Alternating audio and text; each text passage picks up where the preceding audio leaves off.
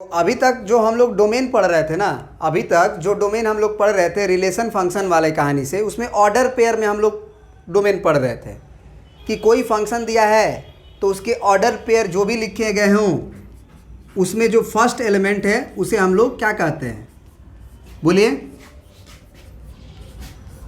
Function का जो order pair रहता है उस ऑर्डर पेयर का पहला एलिमेंट को हम लोग डोमेन कहते हैं। अभी तक हम लोगों ने यही पढ़ा था, सही है। लेकिन अब जो है इस डोमेन का कहानी थोड़ी सी बदलेगी। ये ऑर्डर पेयर में अगर फंक्शन नहीं दिया रहेगा, फंक्शन कुछ इस तरह से डिफाइंड रहेगा कि function is such that A to B and defined is f x is equal to, मान लो अंडर रूट एक्स। यहाँ पे ए टू बी दिया है, ये फंक्शन अंडर रूट एक्स दे दिया है। मतलब तुमको ऑर्डर पेयर में करके नहीं दिया है, क्योंकि ऑर्डर पेयर में दिया रहता तो पहला एलिमेंट को हम डोमेन बोल देते, दूसरा एलिमेंट को हम रेंज बोल देते। लेकिन अब ये ऑर्डर पेयर में नहीं देके बल्कि कुछ इस तरह से फंक्शन देगा तो डोमेन क्या होगा। तो डोमेन की डेफिनेशन लिखवाई गई है आपको कि the value of x for which function to be defined. The value of x, यहाँ पे एक्स में ही फंक्शन माने हैं हम y बराबर एफ एक्स माने हैं। अगर ये y बराबर मान लो, जैसे y बराबर अंडर रूट एक्स था, है ना, तो ठीक है। y बराबर हम ये कह सकते हैं कि 1/x-2 ये है, ये दो फंक्शन है आपका। तो ये x में फंक्शन है तो यहाँ पे हम बोलेंगे कि the value of x for which the function to be defined. लेकिन अगर यही क्वेश्चन t में हो जाए, अंडर रूट टी हो जाए, चाहे y का वैल्यू 1/t-3 हो जाए, कुछ भी, तो ये t के वैल्यू के लिए होना चाहिए डिफाइंड। मतलब यहाँ पे फिर लिखना होगा द वैल्यू ऑफ t।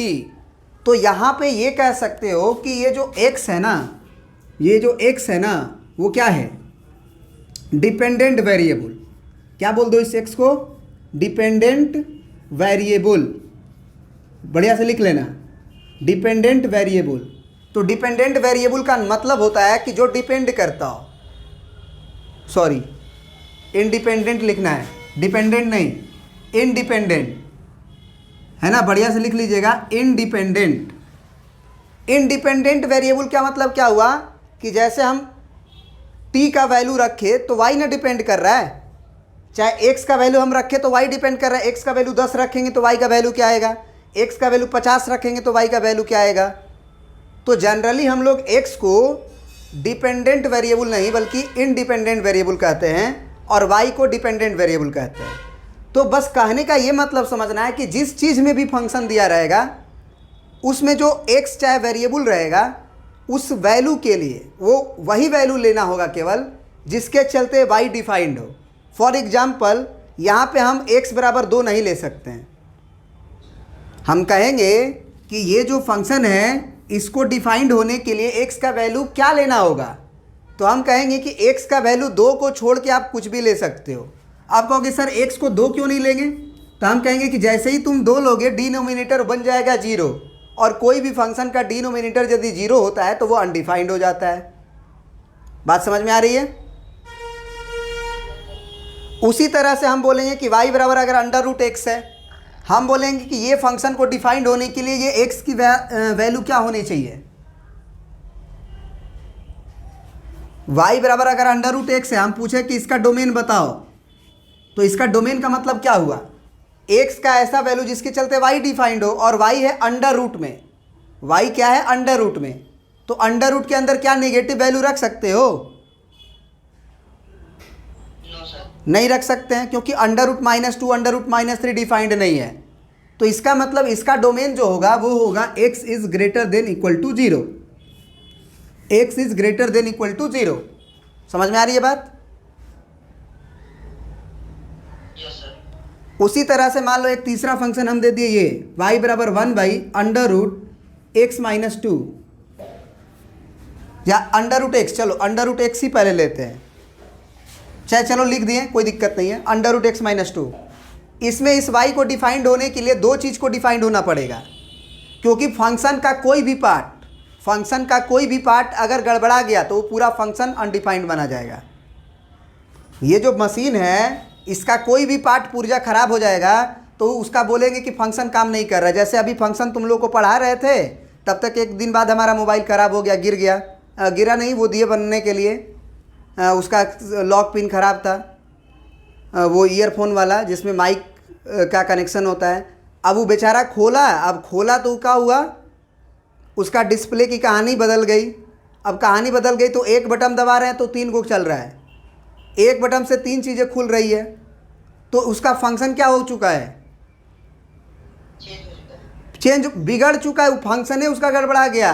हम जिस काम के लिए उस मोबाइल को रखे थे उसका फंक्शनिंग बना के कि हमको ये दबाएंगे तो ये काम करना चाहिए, ये दबाएंगे तो ये काम करना चाहिए, वो एक ही साथ सब काम कर रहा है, तो हम बोलेंगे कि वो फंक्शन ख़राब हो गया, उसका वो फंक्शन नहीं है, फिर उसका फंक्शन ठीक नहीं है। तो यहाँ पे यही चीज़ है कि फंक्शन का कोई भी पार्ट, मोबाइल का कोई भी पार्ट, चाहे जो भी फंक्शन के लिए आप बनाए, उसका कोई भी पार्ट पुर्जा ख़राब हो जाएगा तो उसको बोलेंगे कि वो फंक्शन बिगड़ चुका है, उसको बनाना पड़ेगा। तो अगर हमको इसको डिफाइंड कराना होगा, इस फंक्शन को कहना होगा कि तुम्हारा हाथ अगर ख़राब हो गया है तो हम हाथ को काट के निकाल देंगे। अगर हमारा एक फंक्शन बिगड़ गया, मान लो यहाँ पे घाव हो गया, कुछ भी चोट लग गया या कीड़ा काट दिया है ना, सांप काट दिया, तो इसको काट के निकालना पड़ेगा, नहीं तो उसका बिग जो पूरा अंदर चढ़ जाएगा। तो जब ये काट के हटा देंगे तो मेरा फंक्शन फिर से सही हो गया, जितना बचा उतना सही हुआ, जितना बचा उतना सही हुआ ना। जो पार्ट खराब था उसको तो हम हटा ही दिए, वो मेरे डोमेन में ही नहीं है, फिर वो होगा तब ना अनडिफाइंड होगा, हम उसको काटे के हटा दिए तो है ही नहीं, तो इसीलिए वो हटा देंगे। तो इसी तरह से इस फंक्शन का कोई भी पार्ट पुर्जा खराब होगा तो ये पूरा फंक्शन का खराब हो जाएगा। तो इसको डिफाइंड होने के लिए, इस वाई को डिफाइंड होने के लिए हमको अंडर रूट को भी डिफाइंड रखना होगा और साथ ही साथ डिनोमिनेटर को भी डिफाइंड रखना होगा। तो अंडर रूट को डिफाइंड होने के लिए वो quantity greater than equal to 0 दोनों पॉसिबल है, अंडर रूट के अंदर 0 भी पॉसिबल है, लेकिन वो डिनोमिनेटर में भी मौजूद है। तो डिनोमिनेटर में मौजूद है तो जो डिनोमिनेटर वाली क्वांटिटी है वो 0 भी नहीं हो सकती है। क्या ये बात सही है? इसका मतलब ये हुआ कि अंडर रूट के अंदर जो भी साहब जी बैठे हुए हैं, ये साहब जी को क्या होना पड़ेगा, ग्रेटर देन 0। ये साहब जी अगर ग्रेटर देन 0 रहेंगे तब ठीक है, और नहीं तो गड़बड़ है, फिर 0 भी नहीं हो सकता है। तो यहाँ से x माइनस 2 अगर ग्रेटर देन 0 है तो x का वैल्यू क्या हो जाएगा, ग्रेटर देन 2। क्या ये बात समझ में आया? बोलिए, ये बात सही है। तो डोमेन का बस मतलब यही होता है कि x का ऐसा वैल्यू या इंडिपेंडेंट वेरिएबल का ऐसा वैल्यू जिसके चलते y का हर एक पार्ट डिफाइंड हो, कोई भी पार्ट अनडिफाइंड नहीं होना चाहिए, यही होती है डोमेन। तो जैसे आपके एनसीईआरटी में भी एक क्वेश्चन है आपका, आप देखोगे एफ एक्स बराबर under root 9 minus x square, under root 9 minus x square है। तो यहाँ पे जो y दिया हुआ है वो under root 9 minus x square दिया हुआ है।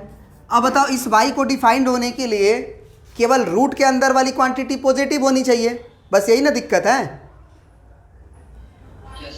तो इसका मतलब ये हुआ कि हम लोग लिख देंगे कि 9 minus x square is greater then 0। बात समझ में आया? इक्वल टू 0 भी चलेगा, क्योंकि अंडर रूट के अंदर 0 मौजूद रह सकता है, निगेटिव मौजूद नहीं हो रहा रहता है। तो ग्रेटर देन इक्वल टू 0 से चलेगा, सही बात है ना? अब देखो यहाँ से सबसे पहले हम क्या करेंगे कि इसमें माइनस से मल्टीप्लाई करेंगे। तो आपको याद होगा कि माइनस से मल्टीप्लाई करने से इनइक्वालिटी की डायरेक्शन बदल जाती है, मालूम है कि नहीं मालूम है? पहले बताइए। इनइक्वालिटी के दोनों तरफ अगर हम -1 से मल्टीप्लाई करते हैं तो इनइक्वालिटी की डायरेक्शन बदल जाती है। तो ये कितना हो जाएगा फिर, x square minus 9 less than equal to 0। X square minus plus में हो गया है, ये 9 माइनस में हो चुका है। तो अगर इनइक्वालिटी की कहानी अगर आपको नहीं आती है तो इनइक्वालिटी अब सीखना पड़ेगा, यही तो बेसिक है।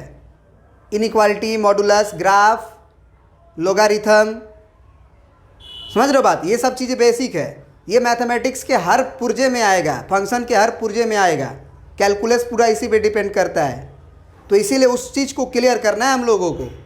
तो x square minus 9 less than equal to 0 हो गया, यहाँ पे x प्लस 3 हो जाएगा और x माइनस 3 हो जाएगा। Less than equal to 0। अब कोई बंदा कहेगा कि x लेस देन 3 और x लेस देन -3, वो गलत है। और यहाँ पे जो बंदा जानता है साइन स्कीम, वो कहेगा कि यहाँ पे आप -3 लिखो, यहाँ पे 3 लिखो, ये प्लस, ये माइनस, ये प्लस। हमको सॉल्व करना है लेस देन इक्वल टू 0 के लिए, तो हम ये लेस देन इक्वल टू 0 के लिए सॉल्व करेंगे। तो इसका मतलब ये x का वैल्यू क्या हो जाएगा, -3 से 3 तक, क्लोज इंटरवल। अब ये बातें अगर तुम्हें इनइक्वालिटी नहीं पढ़े हुए हो तो तुम्हें पल्ले ही नहीं पड़ेगा। सबसे पहले इनइक्वालिटी पढ़नी पड़ेगी। तो अभी जो है बेसिकली हम लोग फंक्शन को, डोमेन को पढ़ रहे थे, इनइक्वालिटी को नहीं पढ़ रहे थे। इनइक्वालिटी क्या है, डिफाइंड करने के लिए, किसी माने एक्स का वैल्यू को निकालने के लिए, काम करने के लिए एक प्रोसीजर है। डोमेन तो हम जान चुके हैं, डोमेन क्या होता है हमको मतलब पता है कि भैया एक्स का ऐसा वैल्यू जिसके लिए फंक्शन डिफाइंड हो। लेकिन फंक्शन को डिफाइंड होने के लिए जब हम सॉल्व करने जा रहे हैं तो सॉल्व करते समय हमारा इनइक्वालिटी आ गया, तो इनइक्वालिटी को जानना जरूरी है। अगर इनइक्वालिटी नहीं जानेंगे तो आगे का क्वेश्चन नहीं बनेगा। तो यहाँ पे ये कहानी आपको समझ में आनी चाहिए। नहीं समझ में आएगी तो इनइक्वालिटी का वीडियोस आपको देखना पड़ेगा, ठीक है ना। तो इतना प्रिंट करिए पहले। अब जो है, जो डोमेन की कहानी है हम लोग ग्राफिकली देखने जा रहे हैं। डोमेन का जो डेफिनेशन है वो ग्राफिकली देखने जा रहे हैं।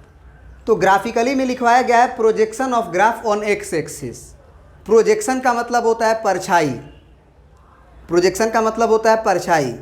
तो ग्राफ जो है, ग्राफ का प्रोजेक्शन ऑन एक्स एक्सिस, और ग्राफ का मतलब होता है वाई। याद रखना हमेशा, कभी भी बोला जाएगा कि ग्राफ का प्रोजेक्शन मतलब वो जो फंक्शन है ना, वो ग्राफ जो बना हुआ है ना, उस ग्राफ का प्रोजेक्शन। जैसे मान लो फॉर एग्जांपल हम कुछ ऐसे ग्राफ ऐसे दे दिए, और मान लो ये x बराबर 1 है यहाँ से, और ये मान लो x बराबर 2 है। केवल इतना ही पोर्शन ग्राफ का दिया हुआ है। हम पूछेंगे कि ये हमारा ग्राफ दे दिया गया, अब इस ग्राफ के हिसाब से आप बताओ कि ये डोमेन क्या होगा। तो ये तो जानते हो ना कि डोमेन जो होगा वो x का ही वैल्यू को कहते हैं, जिसके चलते y डिफाइंड हो। तो अब ग्राफिकली इसको ऐसे डिफाइन किया जाता है कि कोई भी ग्राफ बना हुआ हो तो उसका x एक्सिस में जितना वैल्यू होगा, जैसे इस पे हम अगर लाइट डालें, ऊपर की तरफ से परपेंडिकुलर लाइट डाला जाता है। अगर आपको x एक्सिस पे चाहिए प्रोजेक्शन, तो x एक्सिस के ऊपर आप परपेंडिकुलरली लाइट डालोगे उस ग्राफ के ऊपर। तो लाइट डालोगे तो यहाँ कोई ऑब्जेक्ट ना है, ग्राफ है तो अगर यहाँ पे एक ऑब्जेक्ट है तो क्या यहाँ पे शैडो ना बन जाएगा यहाँ से यहाँ तक। अब जब ये शैडो बन जाएगा तो यहाँ से तो लाइटेड हो जाएगा, क्योंकि यहाँ पे ग्राफ नहीं है तो ये सब लाइटेड रहेगा, प्रोजेक्शन केवल यही रहेगा। तो इसका मतलब इसका डोमेन क्या हो जाएगा। अब ये देखना होगा कि 1 है कि नहीं, 2 है कि नहीं। तो मान लो 1 और 2 पे क्लोज कर दिए हैं, तो 1 से लेके 2 तक इसका डोमेन हो जाएगा। समझे बात को, बात को समझे।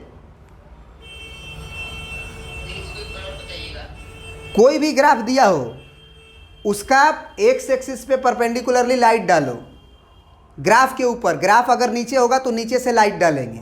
फॉर एग्जाम्पल मान लो तुम्हारा ग्राफ कुछ इस तरह से था, ऐसे था।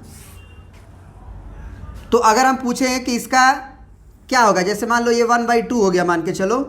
ये हो गया मान लो कितना, मान लो 15/15 हो गया। चलो 15 हो गया, कोई दिक्कत नहीं है, 15 हो गया। तो यहाँ से और यहाँ पे क्या करेंगे हम लोग, यहाँ सॉरी ये लाइन तो था ही ना, तो यहाँ पे हम लोग क्या करेंगे कि ये हमको अगर प्रोजेक्शन चाहिए तो बस ये समझो ना कि ग्राफ का कितना पोर्शन एक्स एक्सिस को छेका है। देसी भाषा में हम ये कह सकते हैं कि ग्राफ का कितना पोर्शन एक्स एक्सिस को घेरा है। तो परपेंडिकुलर दोनों किनारा से डाल दो, यहाँ से डाल दो और यहाँ से डाल दो, तो ये पूरा जो जगह है वो छेकेगा कि नहीं छेकेगा, बोलो। नीचे से डालो अगर लाइट तो ये शैडो बनेगा, ऊपर से ये लाइट डालो ये शैडो बनेगा, फिर नीचे से लाइट डालो ये शैडो बनेगा, ऊपर से लाइट डालो ये शैडो बनेगा। क्योंकि आपको प्रोजेक्शन लेने का मतलब है कि आपको उस चीज़ पे परपेंडिकुलर लाइट डालना पड़ेगा, तिरछा नहीं। तिरछा लाइट नहीं डालेंगे, यहाँ से टॉर्च नहीं जलाएंगे, टॉर्च जलाएंगे तो ऐसे डलाएंगे, क्योंकि हमको एक्स एक्सिस पे प्रोजेक्शन चाहिए, एक्स एक्सिस के ऊपर, तो उसी पे लाइट डालेंगे। अगर आप फिजिक्स पढ़े होगे तो मालूम होगा कि projection on of a vector to b vector कैसे लिया जाता है। परपेंडिकुलरली लाइट डाला जाता है, ठीक है। तो यहाँ से आप ये समझ लो बस बेसिक भाषा में कि भैया एक्स एक्सिस का जितना पोर्शन हमारा ग्राफ कवर करेगा वो सारा पोर्शन जो है डोमेन कहलाता है। तो अगर मान लीजिए कि ये 1/2 है और ये 15 है तो बीच में कुछ छूटा नहीं, तो बीच में अगर कुछ छूटा नहीं तो एक्स का वैल्यू 1/2 से लेके लगातार क्लोज इंटरवल तक 15 तक रहेगा। अगर मान लो कि कहीं बीच में पोर्शन छूट गया, जैसे मान लो ऐसे गए और यहाँ तक ये हुआ और उसके बाद यहाँ से ऐसे चला गया, यहाँ से तो ये मान लो, चलो यहाँ से हम एक्स बराबर ये 1 कर देते हैं, यही से शुरू हुआ है। आइए मान लो आपका 3 हो गया, मान के चलो ये आपका मान लो 5 हो गया, आइए मान लो 7 हो गया, या हाँ चलो 8 हो गया मान लो। तो अगर हम इस ग्राफ की प्रोजेक्शन की बात करें तो, या फिर डोमेन की बात करें तो इसका जो डोमेन होगा ना वो भैया क्या होगा, तुम खुद बताओ, खुद सोचो। यहाँ पे जब लाइट पड़ेगा तो ये लाइटेड हो जाएगा कि नहीं हो जाएगा, ये वाला पोर्शन तो लाइटेड हो जाएगा तो डोमेन में नहीं आएगा। मतलब ये कहा जाता है ना कि ग्राफ का जितना पोर्शन एक्स एक्सिस को कवर करेगा वो भी परपेंडिकुलर, तिरछा नहीं, परपेंडिकुलर, यहाँ से परपेंडिकुलर, यहाँ से परपेंडिकुलर, यहाँ से परपेंडिकुलर, यहाँ से परपेंडिकुलर, तो ये पूरा शैडो बन जाएगा। यहाँ पे लाइट डालोगे तो ये भी बन जाएगा। तो ये जो पोर्शन होता है वो डोमेन कहलाता है। चूँकि हम क्या करेंगे कि जब क्लास 11th 12th में आप जाओगे तो चूँकि आधा से अधिक क्वेश्चन ग्राफ से बनता है, तो ग्राफ में आपको डोमेन समझना जरूरी है। ग्राफ में आपको डोमेन समझना जरूरी है। क्या होता है भैया, तो भैया यहाँ पे डोमेन हो जाएगा कितना बताओ, 1 से लेके 3 तक। और अगर यहाँ पे हम ओपन ब्रैकेट कर देना अगर ऐसे, तो इसका मतलब ये होता है कि 8 पे हमारा लाइट पड़ जाएगा, क्योंकि वहाँ पे खाली सर्कल है, क्लोज नहीं है, यानी वो ग्राफ का पोर्शन नहीं है। तो अगर खाली जगह है तो वहाँ पे लाइट डालेंगे तो यहाँ प्रकाशित हो जाएगा, शैडो नहीं बनेगा। तो इसका मतलब यूनियन 5 से लेके 8 ओपन तक रखेंगे, 5 पे क्लोज रखेंगे। क्या ये बात समझ में आया, 8 पे ओपन क्यों हुआ? Yes sir. तो ये चीज़ था, बात समझ में आया। तो ये तुम्हारा ग्राफ हो गया इस चीज़ का, और इसका डोमेन हो गया 1 से लेके 3 तक, यूनियन 5 से लेके 8 तक, क्योंकि 5 से 8 तक भी हमारा लाइट जो है वो शैडो बना देगा और ये भी शैडो बना देगा। तो इसको एक साथ नहीं लिख सकते हैं, क्योंकि लगातार लिखोगे तो 1 से 8 आएगा, अगर तो 1 से 8 में 3 और 5 भी आ जाएगा। हमको 3 5 को नहीं लिखना था, इसीलिए यूनियन से उसको जोड़ देंगे कि ये भी होगा ये भी होगा। क्या ये बात समझ में आया? तो ग्राफिकली भैया यही होता है डोमेन की कहानी। अब आता है रेंज की कहानी। ग्राफिकली भी समझेंगे और ऐसे भी समझेंगे, दोनों समझेंगे, क्योंकि क्वेश्चन बनाते समय अगर हमसे कोई पूछे कि रेंज बताओ तो ये महसूस होना चाहिए कि हमको निकालना क्या है, तभी तो हम निकाल पाएंगे ना। प्रिंट करिए इतना पहले।